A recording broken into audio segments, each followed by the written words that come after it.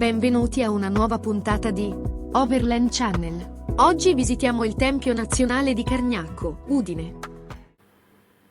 Ordinato sacerdote nel 1936, Don Carlo Caneva partì come cappellano militare della divisione tridentina per l'Albania nel 1941 e nel 1942 per la Russia, dove fu preso prigioniero il 23 gennaio 1943 a Varvarovka.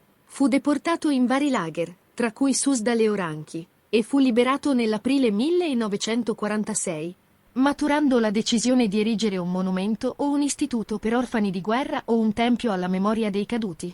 Membro dell'Unione Nazionale Italiana Reduci di Russia, UNIR, quando nel 1946 fu nominato parroco di Cargnacco, vi eresse quello che sarebbe diventato il Tempio di Cargnacco.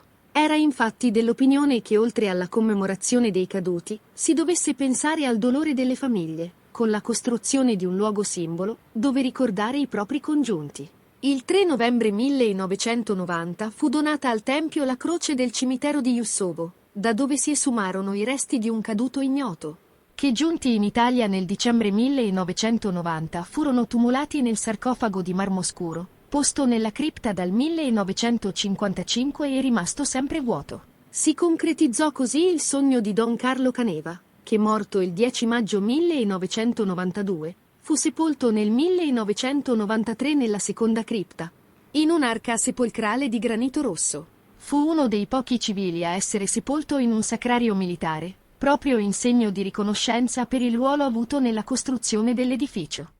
Grazie per l'attenzione e arrivederci alla prossima puntata sempre sugli schermi di Overland Channel.